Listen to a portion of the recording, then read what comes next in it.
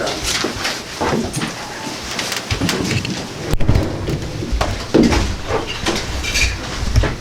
right, Happy New Year, first of all, to everybody. For us, I just thought it was a tough conference win. You know, it's what you're going to see in that first half. I thought it was obviously very disjointed. You know, we had three guys, Jeremy, Flip, and Ryan had two or more fouls. Flip hardly played in the first half. We can't make a three. And I thought the job that Mark did, you know, in that first half, and it's not just the scoring, it's him. Look, I'm proud of him for just trusting the process and doubling down on his work, you know, and it's not easy playing here. There's a lot of criticism and all that, but I think Mark has really just stayed the course, and he's had to adjust people guarding him differently in offense, when really the best thing he does, Mark Mitchell is a winner. That dude is a winner, competitor, connector, and I thought he was himself tonight, and it really showed by Jeremy being out, Flip being out in that first half, and we're winning by 2 at halftime. The other guy that was key for us is Jalen Blakes, and it's every young player should watch him.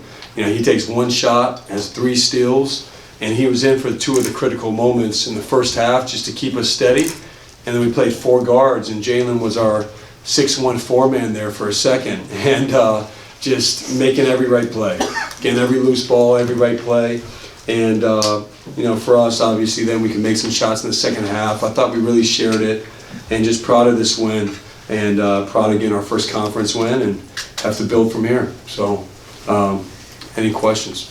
John, your players said they got better looks in the second half than the first half. Is that what you saw? And if so, what happened? How'd that happen? Well, I think there's a combination. Probably you have to credit Syracuse, first of all.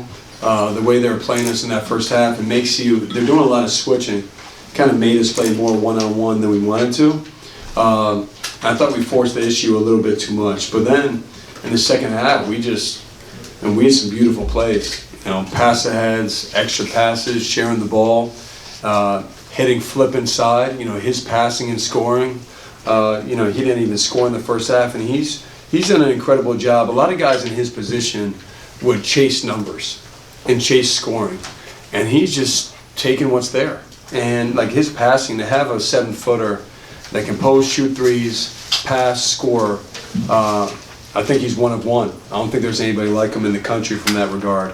And I thought Jared McCain, man, just had some back-breaking threes. You know, one of the threes, it's a Duke shot. You know, that transition wing three, those are threes I grew up watching J.J. Redick take.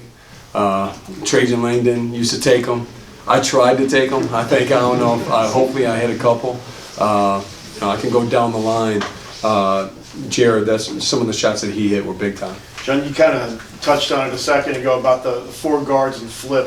What was it about that lineup that made it click like it did in the second half? Well, as long as we can make up for it and gain rebound on defense, think on offense for different looks, that can be an explosive lineup for us. And we've been talking about going to it. It just hasn't presented, the opportunity hasn't really presented itself in game where we felt like it was the right time.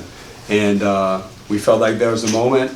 Jalen was in there. It can also be Caleb, Tyrese, Jeremy, Jared in there as well. And you put shooting on the floor, it gives Flip a lot of space, and thought we were just tough and hard-nosed on defense to make it work. John, was the zone you guys used the second half just to change the pace, sort of throwing a curveball? Yeah, same thing. Who would have ever thought we played, you know. Yeah, I mean, I just took away your headline or whatever. But we only played it for a couple possessions, just really trying to protect our paint, give them a different look. It worked one time, it didn't work another time. And, you know, look, there's things we practice and we've had in our pocket we haven't gone to in game. The zone being one of them, we've had that in. And it's important to have different looks. You know, you're going to want to have Flip on the court, and zone is a way to keep them in there at times. And I thought we did a good job for really never playing it. What was the magic coaching adjustment that was made to go from 0 for 9 from 3 to 8 for 8 in the second? Well, that was all coaching. It was the best coaching job I've ever done. Where I just told them we're going to make all our threes in the second half. I just said that's what we're going to do. But in all seriousness, for us, we talked about not making any threes, and said we missed. Again, I would like to go back and watch to know for sure, but I thought we missed, you know, 3 or 4 maybe good, they were good ones, and I thought we just took some tough ones. I thought we were just pressing on offense. I didn't think we were selfish or anything, but I said, we do make open shots, and so just let it come. And I thought we really did that in the second half, and it's a great lesson for us, just how to continue to break the defense down and score together. Was the decision to bring Tyrese off the bench health related, or just keep the rhythm going? Well, look, Tyrese, he hasn't played, and the Queens game, just to get him back in some game minutes was great. And then for tonight, we didn't know how many minutes he'd be able to play. Like, he hasn't done much 5-on-5 or anything. We've been in good flow with that group. I've said this from the beginning of the season, we have 6 starters. And so no matter how we start and what we do, we always continue to evaluate. I have confidence in all 6 of those guys. And just like I was talking about Flip, same thing with Tyrese. Here's a guy, a lot of, he's going to be in the NBA, and, a lot of, he has to play for, there's people evaluating him all the time. They're not playing for numbers, like Jeremy, Flip, Tyrese, I can go down the line. They're just playing to win. And so for Tyrese, he's efficient. He has 14 points, but he only takes 7 shots. He has 4 assists. I thought he did a great job just jumping in and playing to win and playing together, and we're better for it, and we'll take off from there. John, what's changed about Flip this year being able to snap out of those funks at halftime? Yeah, What was the word he used? Yeah, no, he's right. He's right. And, the thing with Flip, he lets you coach him hard. We got on him hard at halftime. Told him he wasn't himself in that first half. We need him to be him. And, we decided we're going right to him right away, which was a brilliant decision. It's not like it's a hard decision to make. And we just kept doing it.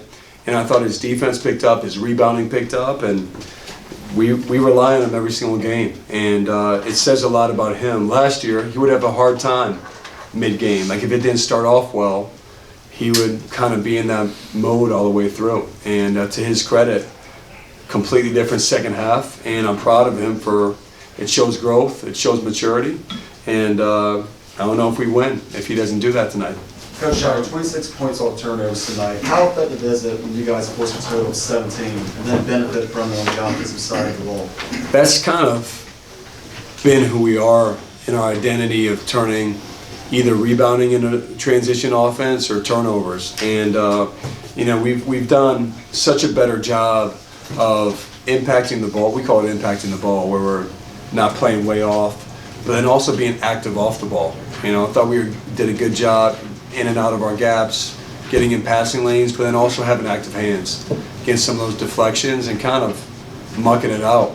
And the thing I was proud of in transition were we just made the right play. We just found, I thought Jeremy had a few of them where he just made the right pass ahead or the right pass across the court for an open 3. And it's contagious when you do that. And so it's got to be who we are. Another thing, our offense, the way we've taken care of the ball. Syracuse, they're active. They jump in passing lanes and they have active hands. And so to almost have a 2-to-1 assist-to-turnover ratio, I think that says a lot. Jared mentioned that transition 3 that forces a timeout might be his favorite play in basketball, his favorite moments in basketball. Obviously, it's a big moment in the game, but what does that actually do, you think, mentally for an opponent when you have this kind of transition 3s like that? Well, ever since I can remember being recruited to come play at Duke, Coach K would talk to me about Duke shots. Like, here's what our shots are. And if you think about the history of our program, transition 3s, I think back to J.J. Redick, 4-on-1 break at Boston College. I think some of you know what I'm talking about. He pulls up for 3. Kick out 3s off offensive rebounds where you're ready to shoot. I actually thought Tyrese passed up on one of those tonight. But those are Duke 3s. Transition 3s and offensive rebound 3s. And Jared, he's just wired differently. He's wired that way. We've talked about those shots, and he has my full blessing to shoot them because he's a really good shooter, but also it's who we are as a program. Those are our shots.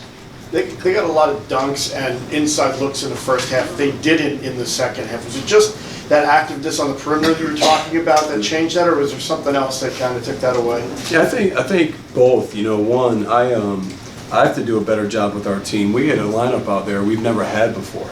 You know, I mean in practice, we've never had before. And, you know, we had so much foul trouble, and you're trying to survive there a little bit, just string some stops together. And so I thought we got a little spread out because we're in different positions on defense. Same thing with our offense. I thought in the second half we just got back to our habits. You know, got back to, you know, walling up inside. I mentioned the active gaps and really guarding the ball. And when we do that, you know, I think we're a really good defensive team. So it's I got to help more in the first half with the different lineups in there. Last question. You got it. Coach, now 1-1 in ACC play. Are there any intangibles that you noticed in your team's play tonight that maybe weren't present in the Georgia Tech game? Yeah, I mean, I told our team after the game, we have to learn how to win together. You know, it's these games are, when you play conference games, they're just different. And you know, teams really know you well. You have a history there of what you've done 3 years ago against each other, or 2 years ago, and what worked last year against a certain player. And so there's the game plans are more detailed. It means more. And so you have to learn how to grind games out, how to play against different defenses. And I thought tonight we took a step in learning how to win. And even though we have a core group returning from last year, you know, we had 4 freshmen play tonight. And this was, like, the Georgia Tech game feels like forever ago in a lot of respects. And so for the 4 of them, they're learning how to win and how to defend together. And that's really what it's about for me. So I thought tonight was the right step. And now we need to build from it. Thanks, Coach. All right, thank you. Thanks, guys. Shane with that secondary break too, that 3-pointer, that's another good shot. That's another good shot.